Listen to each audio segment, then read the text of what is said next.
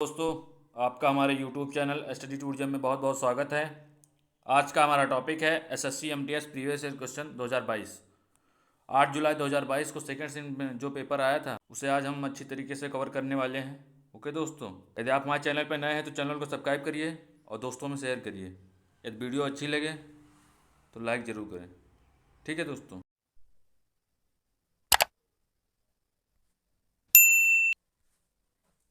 चलिए बिना रुके हम स्टार्ट करते हैं आज का अपना टॉपिक।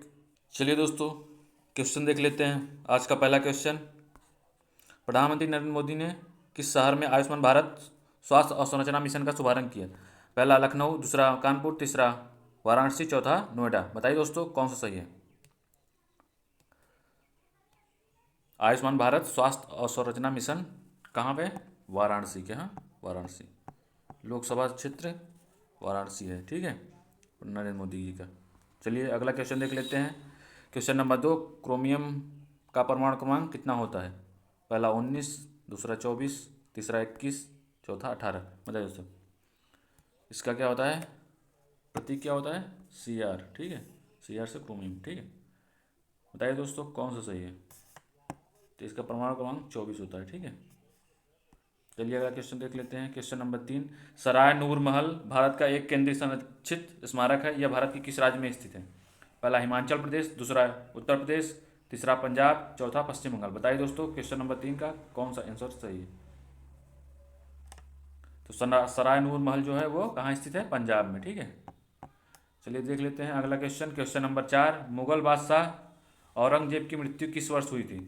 पहला 1707 ईस्वी, दूसरा 1701 ईस्वी, तीसरा 1707 ईस्वी, चौथा 1705 ईस्वी। बताइए दोस्तों क्वेश्चन नंबर 4 का कौन सा आंसर सही है? मुगल बादशाह औरंगजेब की मृत्यु जो हुई थी वो 1707 ईस्वी में हुई। ठीक है, यहाँ पे ये रोड्स टू मंसूरी है। ठीक है, चलिए देख लेते हैं। ऑप्शन पहला अमित त्रिपाठी, दूसरा किरण देसाई, तीसरा अश्विन सांघी, चौथा रस्किन बंड। बताइए दोस्तों क्वेश्चन नंबर 5 का कौन सा आंसर सही है? तो कौन सा सही है? Ruskin Bond. Roads to Mussoorie किसने लिखी है? रस्किन बॉन्ड ने। ठीक है, चलिए अगला क्वेश्चन देख लेते हैं।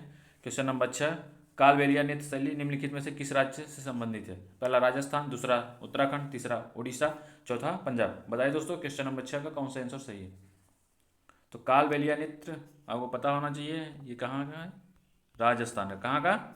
राजस्थान का। चलिए अगला क्वेश्चन देख लेते हैं। क्वेश्चन नंबर 7, हाइड्रोजन का परमाणु क्रमांक नहीं सॉरी हाइड्रोजन का परमाणु द्रव्यमान लगभग कितना होता है? चलिए देख लेते हैं। पहला 4, दूसरा 1, तीसरा 14, चौथा 12। तो इसका हाइड्रोजन का परमाणु क्रमांक 1 होता है। ठीक है, बाकी सभी परमाणु का लमसम लगभग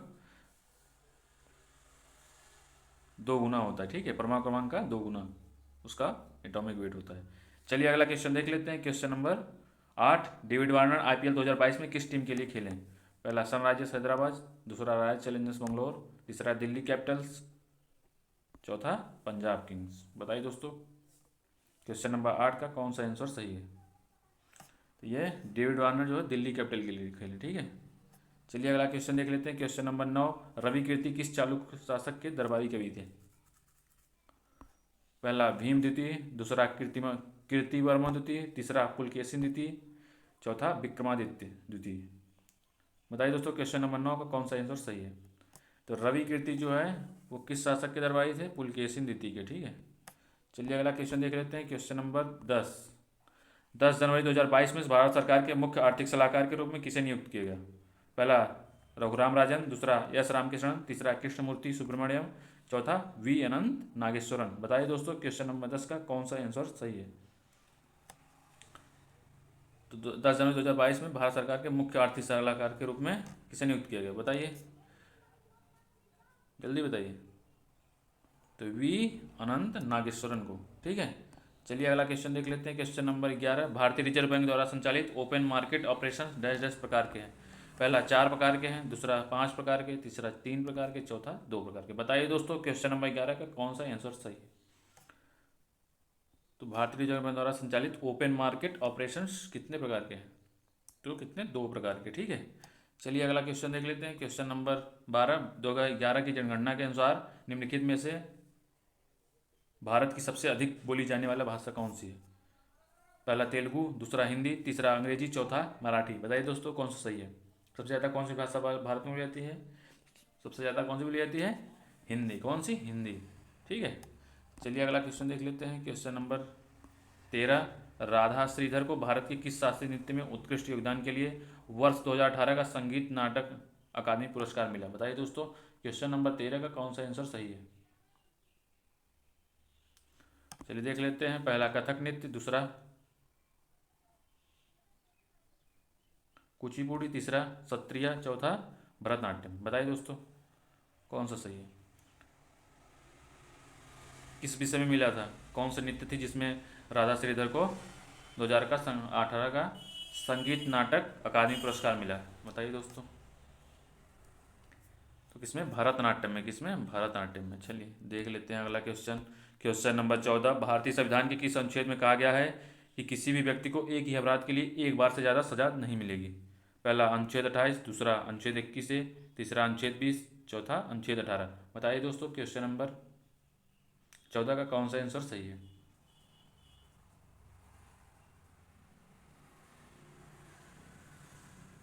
तो कौन सा सही है? अनुच्छेद 20 में ये कहा गया है। ठीक है, अनुच्छेद 20 में ये कहा गया है कि एक व्यक्ति को एक ही अपराध के लिए एक भी बार सजा दी जाएगी। ठीक है। चलिए अगला क्वेश्चन देख लेते हैं। Question number 15। भारत में स्थल से घिरा सबसे गहरा और अच्छी तरह से संरक्षित बंदरगाह है? बताइए दोस्तों क्वेश्चन नंबर 15 कौन सा सही है? पहला मुंबई बंदरगाह, दूसरा कांडला बंदरगाह, तीसरा तूतीकोरिन बंदरगाह, चौथा विशाखापट्टनम बंदरगाह। बताइए दोस्तों क्वेश्चन नंबर 15 का कौन सा आंसर सही है? तो सबसे जो सुरक्षित है, अच्छी तरीके से गहरा है, वो है विशाखापट्टनम बंदरगाह। ठीक है। चलिए अगला क्वेश्चन देख लेते हैं। Question number 16। विंडो क्लीनर में निम्न में से कौन सा क्षार पाया जाता है? पहला अमोनियम हाइड्रॉक्साइड, दूसरा मैग्नीशियम हाइड्रॉक्साइड, तीसरा सोडियम हाइड्रॉक्साइड, चौथा कैल्शियम हाइड्रॉक्साइड। बताइए दोस्तों क्वेश्चन नंबर 16 का कौन सा आंसर सही है? बताइए। तो इसमें विंडो क्लीनर में जो है अमोनियम हाइड्रॉक्साइड भरी जाती है। ठीक है, पाया जाता है। चलिए अगला क्वेश्चन। Question number 17। 2011 की जनगणना के अनुसार भारत के निम्नलिखित में से किस राज्य का लिंगानुपात सबसे अधिक के क्रम में दूसरे स्थान पर था? लिंगानुपात में सबसे अधिक किसका था? केरल का था। दूसरा कौन था ये देखते हैं। पहला पुदुचेरी, दूसरा महाराष्ट्र, तीसरा केरल, चौथा तमिलनाडु। बताइए दोस्तों क्वेश्चन नंबर 17 का कौन सा आंसर सही है? तो कौन सा सही है? पुदुचेरी। दूसरे नंबर पे ये था, पहले नंबर पे जो है हमारा केरल था। ठीक है। चलिए देख लेते हैं अगला क्वेश्चन। Question number 18। दक्कन का पठार निम्नलिखित में से किस नदी के दक्षिण में स्थित है? पहला पेन्ना, पेन्ना नहीं पन्ना होना चाहिए। ठीक है, पन्ना नदी, पेन्ना गलत लिखा। ठीक है। चलिए अगला क्वेश्चन देख लें। चलिए आगे देखते हैं। तीसरा कृष्णा नदी, चौथा कावेरी। ठीक है। बताइए दोस्तों क्वेश्चन नंबर 18 का कौन सा सही है? तो दक्कन का पठार जो है वो नर्मदा नदी के किनारे है। ठीक है। चलिए अगला क्वेश्चन देख लेते हैं। Question number 19। हॉकी के खेल में मैदान पर कितने खिलाड़ी टीम में सम्मिलित होते हैं? पहला 16, दूसरा 10, तीसरा 11, चौथा 12। बताइए दोस्तों कौन सा सही है? तो हॉकी के खेल में मैदान में कितने खिलाड़ी टीम में सम्मिलित होते हैं? तो आपको पता होना चाहिए, जितने क्रिकेट में होते हैं उतने हॉकी में भी होते हैं। क्या? जितने क्रिकेट में होते हैं उतने हॉकी में भी होते हैं। ठीक है। चलिए अगला क्वेश्चन देख लेते हैं। Question number 20। याओ सांग उत्सव भारत के किस राज्य में मनाया जाता है?